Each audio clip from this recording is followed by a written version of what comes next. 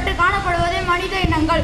மனிதன் என்பவர் யார்? அவன் எப்படி மற்ற உயிரினங்களிலிருந்து வேறுபடுகின்றான்? மனிதனால் என்னவெல்லாம் செய்ய முடியும்? அவன் பிறந்ததின் நோக்கம் என்ன? மனிதர்களின் சிறப்பு குணங்கள் என்ன? போன்ற சில கேள்விகளை தனக்கு தானே யார் ஒருவன் கேட்டு அதற்குண்டான பதில்களை பெறுகிறானோ அவனே சிறந்த மனிதனாக மாறுகிறான். பெரும்பான்மையான மனிதர்கள் இறுதி வரை தாம் யார் என்பதை அறியாமலேயே மடிந்து விடுகிறார்கள். அரிது அரிது மானிடராய் பிறந்தல் அரிது என்ற அவ்வை பிராட்டி அப்படிப்பட்ட அரிய படைப்பான மனிதர்களாய் பிறந்த நாம் மனிதர்களாக வாழ்கிறோமே.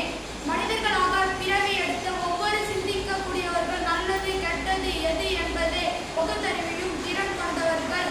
ஆனால் அவர்களின் சிந்தித்தலும் பகுத்தறிவும் திறன்களும் வெளிப்படுத்துகிறதா? மனிதன் தன் வாழ்நாளில் கீழ்காணும் 4 கேள்விகளும் விடையை கண்டு விட்டால் தன் எடுத்த இப்பிறவியை முழுமையாக அடைந்து விடுகிறான். நான் இதுவரை என்ன செய்து கொண்டிருந்தேன்? நான் இப்பொழுது என்ன செய்து கொண்டிருக்கிறேன்? நான் இனிமேல் என்ன செய்ய போகிறேன்? நான் செய்ய நினைப்பதை எப்படி செயல்படுத்த போகிறேன்? முதல் கேள்விக்கு உண்டான பதில் எப்படி இருந்தாலும் அதை பற்றி கவலைப்பட தேவையில்லை. இரண்டாம் கேள்விக்கான பதில் பற்றி சற்று சிந்தித்தால் போதுமானது. இரண்டாம் கேள்விக்குண்டான பதில் பற்றி சற்று சிந்தித்தால் போதுமானது. மூன்றாவது கேள்விக்குண்டான பதிலுக்கு மிகவும் ஆழமாக சிந்தித்து நிதானமாக ஒரு திட்ட வடிவமான முடிவையும் எடுக்க வேண்டும். இறுதி கேள்விக்குண்டான பதிலுக்கு நாம் உடல் உழைப்புதான் மூல காரணம். இங்கு உழைக்காமல் எதுவும் கிடைப்பதில்லை. எதையும் தெரிந்து கொள்வதாலே அல்லது புரிந்து கொள்வதாலே நம்மால் சாதித்துவிட முடியாது. அதனை சரிவர செயல்படுத்தினால் மட்டுமே சாதிக்க முடியும். உங்களால் என்னவெல்லாம் சாதிக்க முடியும்? அதற்கு என்னென்ன தேவைப்படுகிறது? நீங்கள் எப்படியெல்லாம் இருக்க வேண்டும் என்பதை பற்றி நூலில் அழகாக குறிப்பிட்டிருக்கிறேன். பல அரிய புத்தகங்களை படித்தன் வாயிலாக நான் சேகரித்த தகவல்களோடு என்ன சுய சிந்தனையும் கலந்து இதனை தொகுத்து வழங்கியிருக்கிறேன். ஒரு காலத்தில் பட்டு தரைமட்டமான ஜப்பான் அதே அமெரிக்காவிற்கு நிகராக வளர்ச்சி அடைந்ததை இப்பொழுது நம்மால் காண முடிகிறது. அதற்கு காரணம் அவர்களின் கடின உழைப்பு தான். வருமானத்தில் 20 பங்கு படிப்பதற்கு செலவிட்டு கவனம் செலுத்தியதாகும்.